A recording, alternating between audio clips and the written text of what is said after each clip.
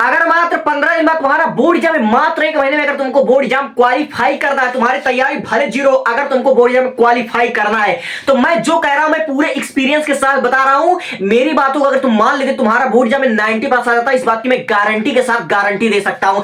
सबसे पहली बात, तुम्हारी जितनी भी तैयारी की जितनी भी चीजें लाइक तुम्हारे पास अगर मोटी मोटी पुस्तकें हैं, अगर तुम्हारे पास विद्या है, अवतार है, तुम्हारे पास अनसॉल्व पेपर है, अगर तुम्हारे पास जितने भी प्राइवेट पब्लिकेशन की जितनी भी बुक्स है तुम्हारे पास, सबसे पहले मैं बात करना चाहता हूं उसको तुम उठाकर बाहर फेंक दो। अगर तुम्हारे पास 15 दिन का समय है, मात्र 1 महीने का समय है, तो मैं जो कह रहा हूं उस रणनीति को अपना लो मेरे भाई, गारंटी के साथ तुम्हारा बोर्ड एग्जाम 90 प्लस आएगा। तुमको डिस्टर्ब करने वाली जो चीज तुमको डराती है, तुमको यही डर लग रहा था कि मेरा भी सिलेबस कवर नहीं हुआ है, मुझे भी इतनी मोटी मोटी किताबें पढ़ना है, अरे यार 10 साल की प्रीवियस ईयर के सॉल्व पेपर है, अरे मेरे से तो 1 साल का सॉल्व नहीं हो रहा, मैं 10 साल का कैसे सॉल्व करूंगा। जितने भी चीज तुमको डिप्रेशन में डाल सकती है, जितने भी चीज तुमको स्ट्रेस दे रही है, उसको अपनी जिंदगी से निकाल फेंको। सबसे पहली बात, नेगेटिव सोचना बंद कर दो, और जो चीज तुमको समझ लीजिए स्ट्रेस में डाल दी, डिप्रेशन डाल दी, तो उसको उठाकर फेंक दो।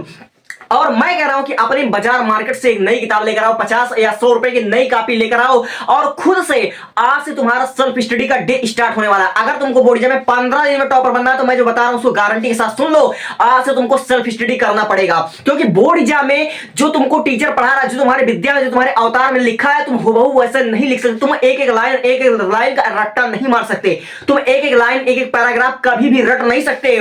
इसलिए चीजों को जैसे तुमको टीचर पढ़ाए तुम पढ़ो टीचर के हिसाब से, लेकिन चीजों को रिवीजन करो और उसको लिखने की प्रैक्टिस करो अपने हिसाब से।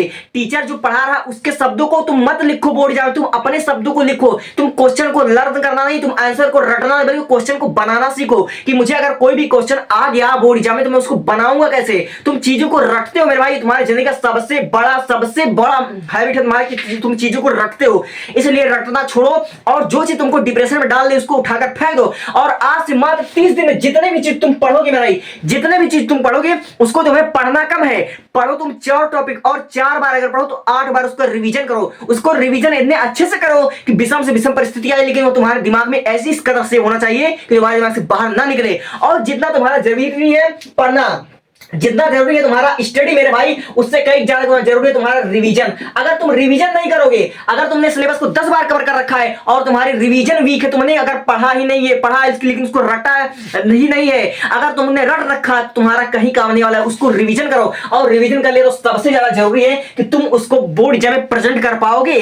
क्या वैसे बोर्ड एग्जाम में आंसर को राइटिंग कर पाओगे? क्या तुम्हें लिखना आता है? जो तुम्हारा निरीक्षक हो, जो तुम्हारा एग्जामिनर होगा, वो तुमको ये नहीं देगा कि तुमने 1 महीने से पढ़ाई करा है, तुमने 10 महीने से पढ़ाई करा है, तुमने साल भर से पढ़ाई करा है। वो तुम्हारी कॉपी को देखेगा और तुम्हारे कॉपी में 3 चीज देखकर तुमको नंबर देगा। सबसे पहला चीज, तुम्हारी कॉपी में लिखा होना चाहिए, और दूसरी चीज तुम्हारी हैंड राइटिंग सुंदर होनी चाहिए, और तीसरा चीज तुम्हारा लिखने का जो कंटेंट है, जो तुम्हारा तरीका हो, वो सबसे बेस्ट होना चाहिए। अगर तुमने अपना कॉपी लिखा कि कॉपी में गलत लिखा हुआ है और लिखने का तरीका सही है, तो एग्जामिनर तुम्हारी गलती को नहीं पकड़ पाएगा, तुम्हारे एग्जामिनर तुम्हारी गलती को पकड़ ही नहीं पाएगा। इसलिए आज से तुमको क्या करना है, आज से ना तुमको विद्या से पढ़ना है, ना तुम्हें किताब से पढ़ना है, आज से तुमको खुद के नोट्स से पढ़ना है। और खुद का नोट्स बनाना कैसे भैया?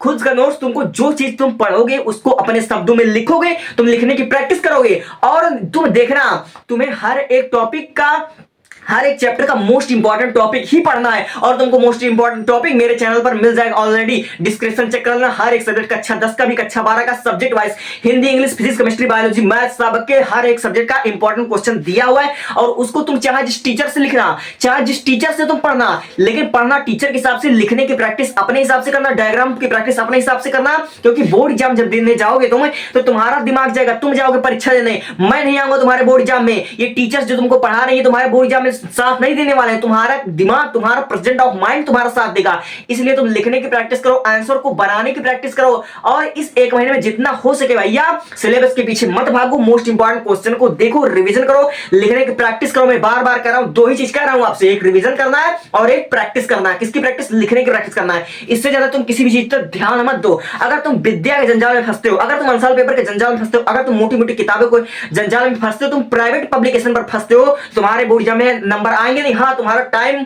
जरूर बर्बाद होगा, तुम्हारे स्ट्रेस लेवल जरूर अप होगा, तुम्हारा डिप्रेशन और बढ़ेगा। Thank you, thanks for watching.